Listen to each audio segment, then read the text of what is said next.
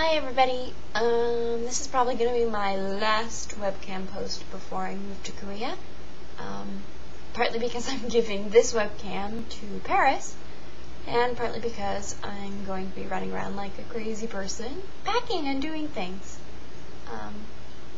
Yes, so, I know I had a point, I just don't remember what it was. It was that I haven't done a video in a long time, but I'm graduated now, which is very excited. I'm graduated. I know that's grammatically incorrect, but it is a state of being, I believe, to be graduated, which I am. I got my Bachelor's of Science in Social Sciences, which sounds fancier than it really is. It basically means I took a lot of sociology and a lot of psychology and was too indecisive to specialize in either. Also, PSU counts history as a social science. Most schools count history as a humanities.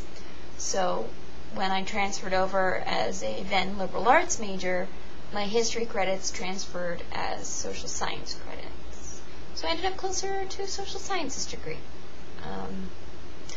Because I actually didn't just pick a major. I went to the advising office with my transcripts and I said, could you please tell me what I'm closest to, because I've been in school for 4 years now and I'm ready to be done. And she said, well, looks like you're really close to a social science degree. And I went, oh, that works, because I like the social sciences. As far as using it goes, I probably won't. I'm not going to be much of a social scientist. I'm going to teach English, which has nothing to do with the social sciences. Although it does mean that I studied learning processes and how we learn, how to make people remember things and how to persuade people, which is a dangerous thing to know, by the way, because it means that it's much harder to convince me to do anything, because I immediately start thinking about how they're persuading me. It's very tricky. But yeah, I'm taking off for Korea in about, 2 weeks, less, more. I don't have an exact date yet, because my visa application, well, not the application, my documents that I sent to Korea, they have to go through the Korean immigration office, and then once they go through the immigration office and get cleared, I get this number with letters. They call it my visa, I don't remember what it's called, but I then take that number and I make an appointment with the Korean consulate in Seattle, and I take a visa application, and apparently Seattle makes me bring even more transcripts, which is awesome, because that means I have to go talk to PSU again. I am so ready to be done with talking to PSU forever. It's not even funny. I'm tempted to order like 10 official transcripts at once, so that if I ever need one again, I don't have to deal with their bullshit. But I don't have that kind of money, so I'm not actually going to do that. I just wish I could. But yes, packing my entire life into suitcases is really hard. I've gotten rid of so much stuff, but I still have so much stuff left.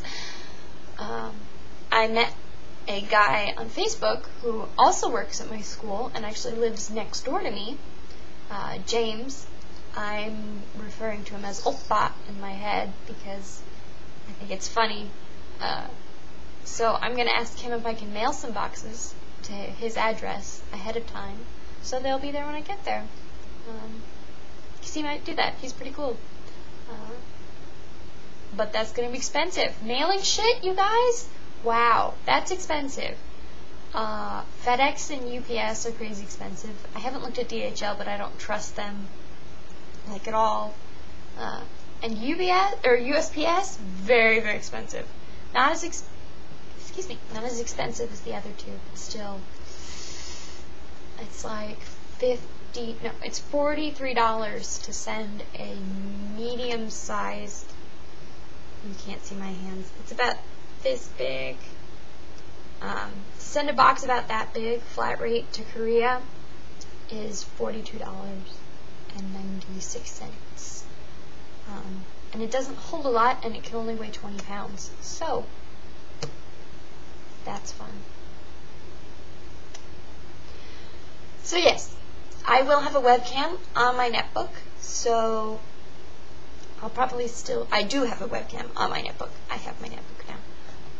So I'll be making videos from Korea, sort of. But I'm also planning on getting a handheld camera, because I want to. And I think it'll be cool to record things from Korea. I know a lot of people do that, but I think for my family and friends that would be particularly interesting. So, yeah. I'm off to Korea soon. I don't speak, like, any Korean. I can read Hangul. I just can't speak much. 안녕하세요. 재원길이에요. You know, my accent sucks. It's really hard to pick up the accent when there is no standard romanization.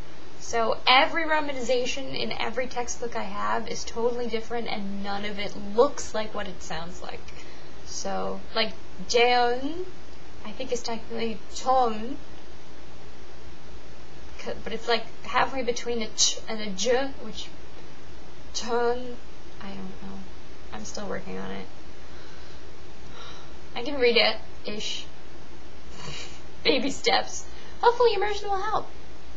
So if you have any tips for learning Korean, please leave them in the comments, because that will be useful to me. I have a whole bunch of books and a website that's the Language Education Center for Korea, or something like that. And it's a flash site, and it's pretty good. But it's still not really sticking in my brain.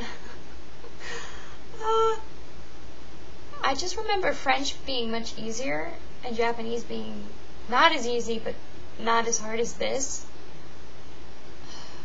Being polylingual blows, actually. Because you only remember, like, certain parts of things.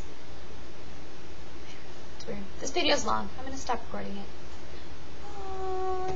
See you in Korea.